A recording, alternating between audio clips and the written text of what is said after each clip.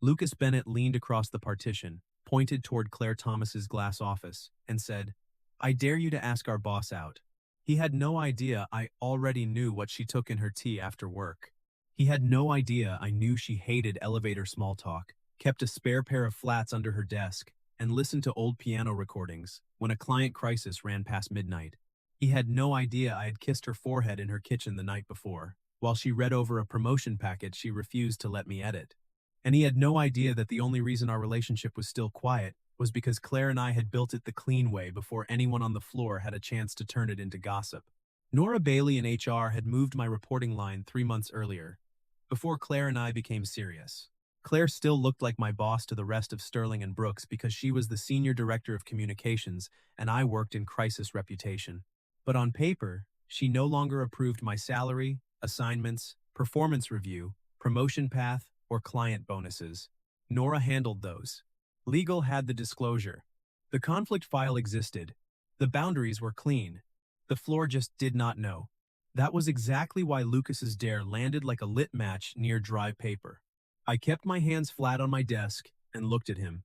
The Chicago office of Sterling and Brooks hummed around us. Phones ringing behind glass, junior associates whispering over campaign briefs, fluorescent lights buzzing above the bullpen, and rain pressing against the high windows like the city wanted in. Across the floor, Claire sat in her office with a campaign report open on one screen and a client statement on the other. She wore a crisp white blouse under a tailored blazer, her posture straight, her focus locked on the page. Her dark hair fell over one shoulder as she typed. She looked calm, precise, and impossible to distract. To Lucas, she looked untouchable. To me, she looked tired. "Come on," Lucas said, grinning like he had invented risk. "One drink. After work. Just ask her. I'll cover your lunch for a week if she says yes." I saved the client file on my screen. Never answer a dare before you understand what it is really testing. "What exactly is the joke?" I asked. Lucas blinked. "The joke is that Claire Thomas doesn't date. She corrects quarterly forecasts for fun. Your forecast was padded by 12%. His grin faded. "That's not the point. It usually is." He leaned closer, lowering his voice. "Adrian says she's alienating the whole floor. Half the juniors are afraid to breathe near her office. If she makes partner, this place is going to turn into a compliance prison." There it was.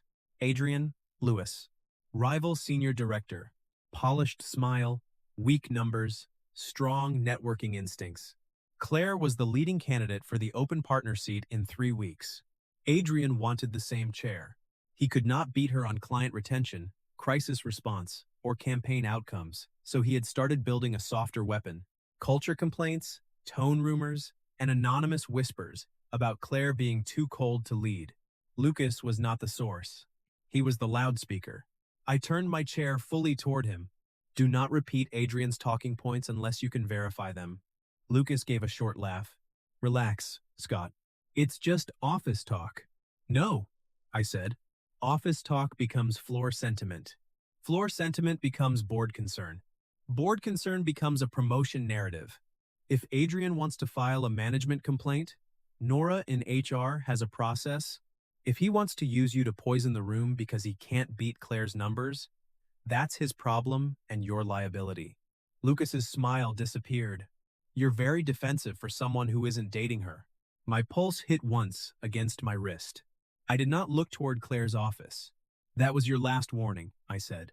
Lucas rolled his chair back, both hands lifting. "Fine. Forget I said anything." I turned back to my monitors. On the left screen, a client scandal map pulsed red across 3 social platforms. On the right, I opened a clean document and typed, "Adrian Narrative Trail. Source Control." Because that was my job. I was a crisis PR manager, a reputation fixer. I did not rescue people with speeches. I documented the lie until the truth became easier to repeat. By 4 o'clock, Adrian was already working the room. He stood near the water cooler with a printed stack of internal pulse survey forms, speaking softly to 3 junior analysts. His voice had that careful, concerned tone people use when they want cruelty to sound responsible. "I'm not saying Claire lacks talent," Adrian said. "I'm saying leadership is more than accuracy. If people are afraid to approach you, that matters. One junior shifted uncomfortably.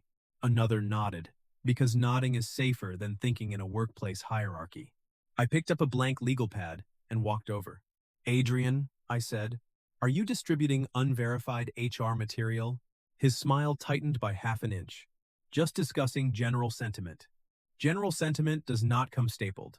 The juniors scattered their eyes toward their shoes. Adrian looked at the paper in his hand. These are informal notes. Then don't present them like data. He lowered his voice. You're very protective of her. I'm protective of the firm's liability. If you have verified complaints, file them with Nora. If you have rumors, stop packaging them as evidence. Adrian stepped closer, still smiling. Careful, Ethan. Claire's promotion campaign is already fragile. You tie yourself to her too visibly, and you may go down with her. I looked at the stack of papers, then at him. You are threatening the wrong department. He stared at me. I turned and walked away before he could reply. Through the glass wall, Claire lifted her eyes from her screen. Her expression did not change, but her hand moved to the side of her mug, turning it a quarter-inch clockwise. Signal. She had seen enough. At 5:15, Nora Bailey appeared beside my desk with a folder tucked under one arm and the expression of a woman who had spent the day preventing adults from becoming lawsuits. Conference room C, she said. Now? Yes. Lucas watched us go. Good. Let him wonder. Nora closed the conference room door behind us and placed the folder on the table. Adrian is circulating unverified complaint summaries, she said. I saw. You challenged him publicly. I challenged the process publicly. Nora gave me a look. Do not lawyer word me. I invented lawyer wording. I sat down. She opened the folder. Your relationship disclosure with Claire remains on file. Your reporting line remains independent. Claire does not supervise you, assign your clients, approve your compensation, approve your review, or influence your promotion track. Correct? Correct. Have you two maintained separate work channels? Yes. No private client strategy on personal devices? No.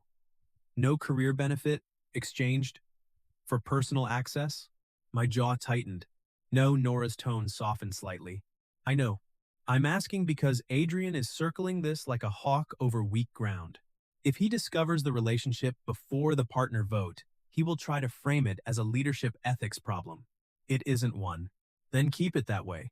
She slid a second sheet toward me. IT is preserving access logs on the Pulse survey folder.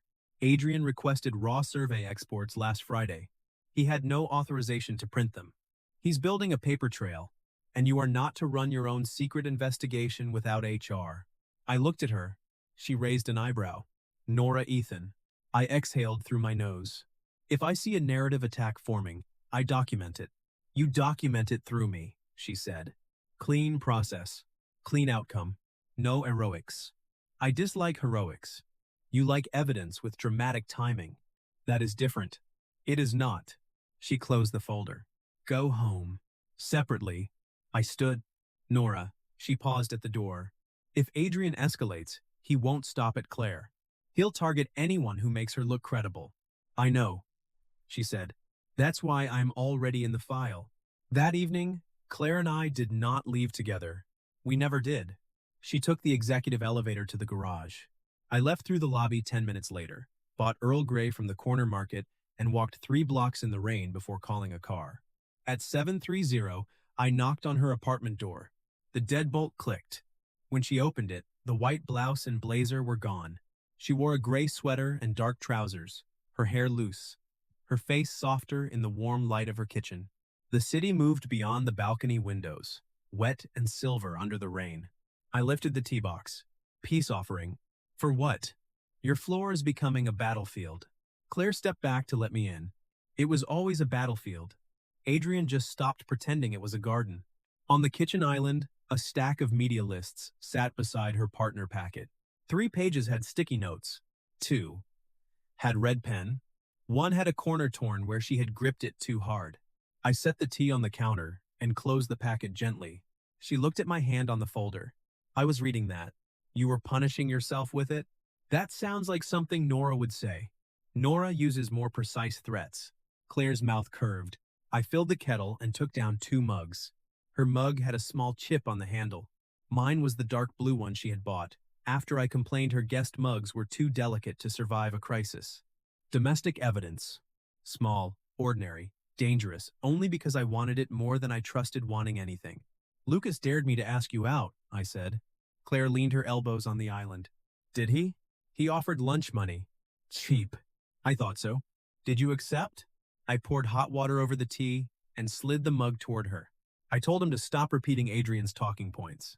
That is less romantic than accepting the dare. It was more useful. Claire wrapped both hands around the mug. You always choose useful. No, I choose sustainable. The quiet changed. Not uncomfortable. Honest. Claire looked down at the tea. Adrian is going to use the culture angle until the board vote, she said. If he can make me look brilliant but impossible, Richard may choose him as the safer partner. Adrian's client retention is 8% lower than yours. His crisis response time is slower by 40 minutes on average. His team lost 2 accounts last quarter. Boards do not always choose facts. Then we make the facts louder. She looked at me over the steam. You cannot keep stepping in front of every rumor. I know. Do you? Yes, I said. That's why Nora is preserving the process. Claire's shoulders lowered slightly. She talked to you? She told me not to be heroic. Good. You both overestimate my interest in heroics. Claire smiled into her mug. You once spent 9 hours rebuilding a client's reputation map because one reporter used the wrong timestamp. That was not heroic. That was annoying. To the reporter? To the timestamp. Her laugh was quiet and brief, but it made the apartment feel less like a bunker. For the next 2 weeks, Adrian escalated exactly the way cowards do. Softly. He did not accuse Claire in public. He redirected junior staff to double-check her instructions with him. He told one account manager that Claire's standards were technically strong, but culturally brittle. He suggested to a senior partner that Claire's team succeeded because they feared her, not because they trusted her. He did not say anything that could be cleanly punished. That was the point. A smear campaign works best when every sentence looks harmless alone. I built the pattern anyway. Nora authorized IT to preserve access logs. I built the narrative timeline. Claire kept doing the work. That was what made Adrian angriest. She did not soften her numbers to be liked. She did not apologize for correcting bad projections. She did not pretend weak client strategy was creative risk. She led the way she always had. Precise, demanding, and fair to anyone who came prepared. The juniors began to notice.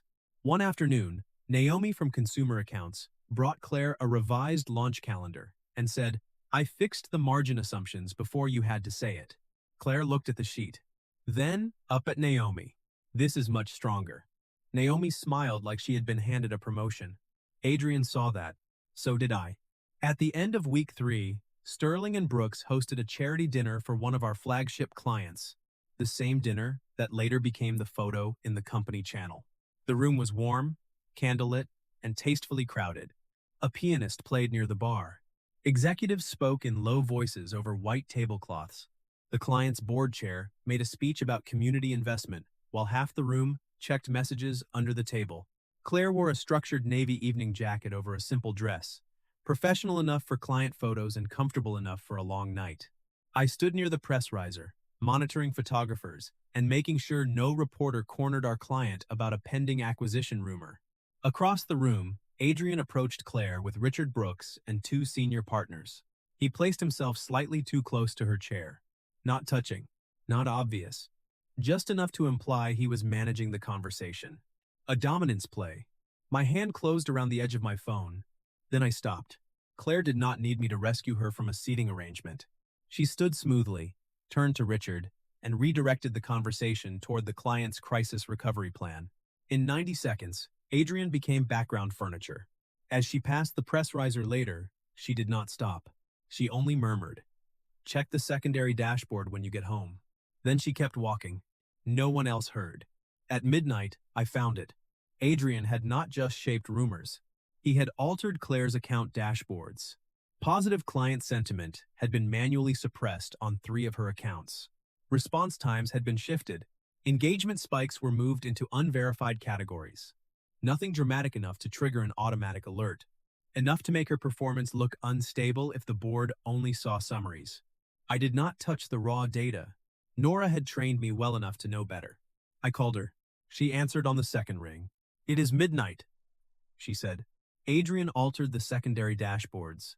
Silence. Then a chair creaked. "Do not export anything." "I haven't." "Screenshot nothing." "I haven't." "Good, I'm calling IT security. You will build the communications timeline after they preserve chain of custody." "I know. I'm saying it anyway." By morning, it had locked the logs. By noon, I had the first clean timeline. By evening, Claire knew. She sat at her apartment island with both hands wrapped around her tea, the report between us. "He falsified performance data," she said. "Yes, to win a promotion." "Yes," she looked toward the balcony windows, where rain slid down the glass in thin lines. "I keep thinking he'll find a bottom." "People like Adrian don't find bottoms," I said. "They find lower floors."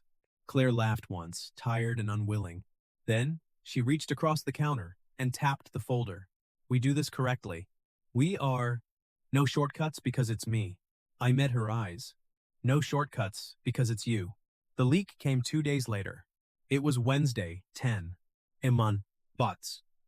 M. The company channel lit up. One image. One caption. The entire bullpen went silent. It was a photo of Claire and me at the charity dinner after the event had ended. We were seated at a small side table with untouched water glasses and a folder between us. The lighting was warm. The angle was intimate because whoever took the photo wanted it to look that way. We were not touching. We were not doing anything improper. But context is a weapon when cropped correctly. The caption read, "Is this how Senior Director Thomas secures loyalty from the crisis team? Management by dinner date?" Lucas stopped typing. Naomi covered her mouth. Somewhere near the water cooler, a chair rolled back too fast. I stood, slowly, not because I was calm, because speed creates spectacle. I walked straight to Claire's office. She was standing behind her desk, looking at the same image on her monitor. Her face was pale, but her hands were steady. I closed the door behind me.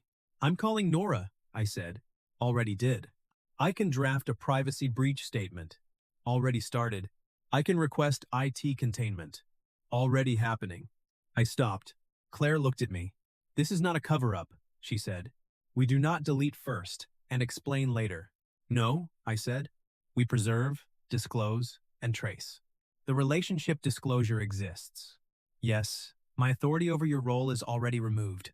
"Yes. The photo was taken outside work hours at a client event where we were both assigned." "Yes." She came around the desk, stopping at a professional distance because the office had glass walls and both of us respected the arena. "They're going to stare," she said. "Let them. They're going to decide I used you. They can read Nora's file. They're going to decide you got access through me. They can read my client record." Her jaw tightened. "I hate that you have to be collateral damage in my promotion fight." I looked through the glass. Lucas was trying not to look. Adrian's office blinds were closed. "Too convenient." "You are not the one who made me collateral," I said. Nora entered without knocking. She had a folder, a tablet, and the expression of a woman who had been waiting for someone to do exactly the wrong thing. "Good," she said. "Both of you are standing apart." Claire almost smiled. "Nora, I am serious. The floor has eyes and no context." Nora placed the folder on Claire's desk. "Relationship disclosure. Filed 8 months ago. Reporting line change. Filed before the relationship became serious. Compensation authority. Removed. Assignment authority. Removed. Performance review authority. Removed. Client conflict review. Clean." She tapped the tablet. "IT has preserved the post. The proxy account was created on the guest Wi-Fi. We are preserving device metadata. No one touches anything outside process." I nodded. Nora looked at me. "You may build the narrative timeline after IT completes chain of custody." I know. "I know you know.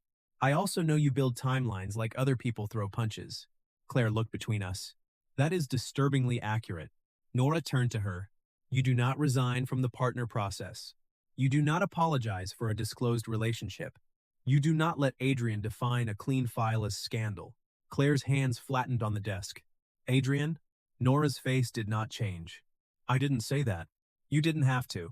By the end of the day, the photo had been contained without being erased. IT preserved the proxy account. Nora issued a neutral HR notice. An unauthorized privacy breach occurred on the company channel. HR and IT are investigating. Employees are reminded that distribution of private images and speculative commentary violates firm policy. No mention of Claire. No mention of me. No oxygen for the rumor. Adrian still walked the floor with quiet sympathy on his face. That was how I knew he thought he had won.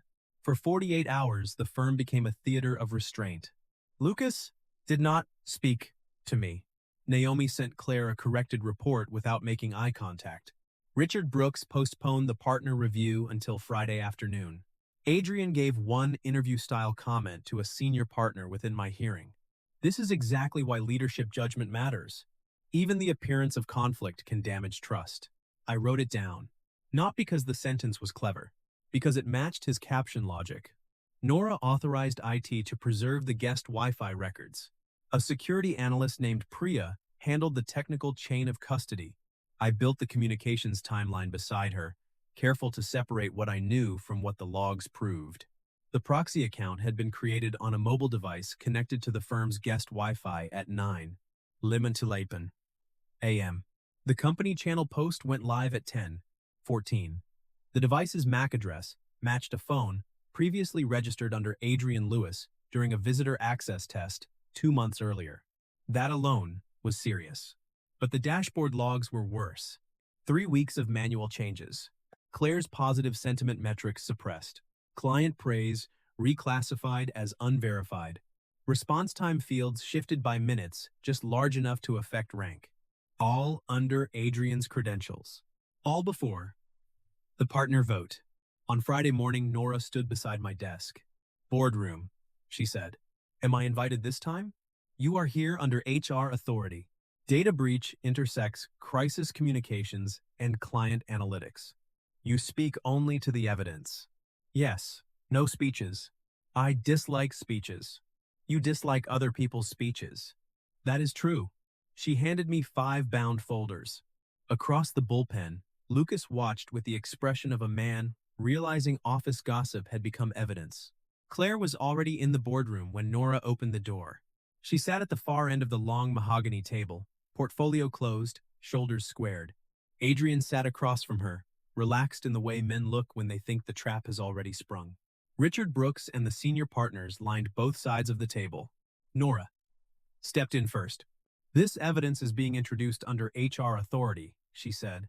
It concerns an internal privacy breach, unauthorized data manipulation, and potential interference with the partner review. Richard looked at me. Mr. Scott. I placed the folders on the table. I will keep this factual. Adrian leaned back. That would be a welcome change. I did not look at him. I opened the first folder. 2 days ago, an unauthorized image was posted to the general company channel through a proxy account. HR has the relationship disclosure on file. HR also has the reporting line change, proving Senior Director Thomas has no authority over my compensation, assignments, performance review, or promotion path. Nora slid the first memo toward Richard. He read it. His expression shifted. 1. Not sympathy. Recognition. The scandal had lost its foundation. I continued. The issue is not the disclosed relationship. The issue is the unauthorized distribution of a private image and the framing attached to it. I turned a page. IT preserved the proxy account and guest Wi-Fi device data. The device used to create the proxy account matches a mobile device previously registered to Adrian Lewis. Adrian stood. That is absurd. Nora looked at him. Sit down. He did. I moved to the next folder. The same review uncovered 3 weeks of manual alterations to client sentiment dashboards on accounts led by Claire Thomas. Positive engagement was suppressed. Response time fields were shifted. Client praise was reclassified. These changes were made under Adrian Lewis's credentials. One senior partner removed his glasses. Another flipped quickly to the highlighted log appendix. Claire did not move. I respected her for that. She let the evidence do the work. Adrian's voice sharpened. This is a retaliatory fabrication because Ethan's relationship with Claire has been exposed. Nora tapped the HR memo. The relationship was disclosed months ago. The reporting line was corrected before it became serious. There is no undisclosed conflict. Richard Brooks closed the folder slowly. Adrian, he said, did you alter client analytics? No. Priya from IT, seated near the wall, spoke for the first time. The logs are preserved under chain of custody. They show manual edits from your credentials and device access from your office network segment. Adrian looked at her, then at me, then at Claire. Claire finally spoke. You tried to make my leadership look like fear. Then you tried to make a disclosed relationship look like corruption. Then, you altered client data to make the lie measurable. No one in the room moved. Her voice stayed calm. That is not strategy. That is sabotage. Richard looked at Nora. Recommendation? Immediate administrative leave for Adrian Lewis, pending formal investigation. Notification to affected clients after legal review. Partner decision should proceed based on corrected metrics. Richard nodded once. Adrian, leave your badge with security. The silence that followed was not dramatic. It was clean. Adrian walked out without looking back. The partner vote happened 30 minutes later. Claire Thomas won. Not unanimously. Better than unanimously. Credibly. By 4 o'clock, the firm-wide email went out. Claire Thomas appointed executive partner, communications strategy. Adrian Lewis placed on leave, pending investigation. Client analytics review underway. HR privacy reminder attached. The bullpen read it in complete silence. Lucas turned toward me once, opened his mouth, then closed it. A smart decision. At 5:30, I was packing my briefcase when Claire stepped out of her glass office. She was not carrying files. She was not holding her phone. She walked into the middle of the bullpen where everyone could see her. Nora stood near HR with a tablet in one hand, watching like a referee who had already cleared the field. Claire stopped beside my desk. Her posture was relaxed. Her voice was clear. Are you ready to go home?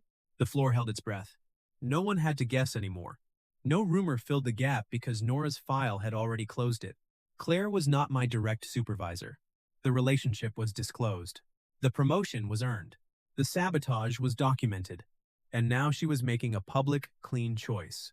I picked up my briefcase and stepped out from behind the desk. I did not take her hand. We were still in the office. Boundaries mattered even when the truth was out. But I stood beside her, close enough that alignment did not need explanation. Yes, I said. I'm ready. We walked to the elevators together. Behind us, the bullpen stayed silent until the doors began to close. Then Lucas blurted, so the dare was pointless? The doors paused. Claire looked at me. I looked at Lucas. The dare was poorly researched, I said. The elevator closed on Claire's laugh. In the quiet descent, the office noise fell away floor by floor. Claire leaned back against the wall and exhaled. Not collapse. Release. You built a clean chain from gossip to sabotage, she said. Nora and Priya preserved the chain. I made it readable. You always do that. What? Give the credit back to the process. The process earned it. She turned her head toward me. And what did you earn? The elevator numbers moved downward in soft white light. I thought about 8 months of separate exits, clean disclosures, quiet dinners, careful distance in glass rooms, tea in her kitchen, and every time I wanted to step in, but chose to trust her instead. I earned the right to go home without hiding, I said. Her smile was small, tired, real. When the elevator reached the lobby, the doors opened to rain. Not the hard, violent kind. Just a steady Chicago rain turning the streetlights gold. Claire stepped out first. Then, she looked back at me. Dinner? She asked. We're already going home. I know. I'm asking anyway. Very bold for an executive partner. HR cleared it. Of course she did. We walked through the lobby together, not rushing, not hiding, not performing for anyone. The city outside was loud, wet, and full of people who would always talk. For once, I did not care. The truth had paperwork. And Claire had my umbrella. Closing thoughts. Core lesson. Real love protects truth without bending ethics. Green? Flag. They choose you openly, only after the boundaries are clean. Please like and subscribe so we can share more stories like this. The end.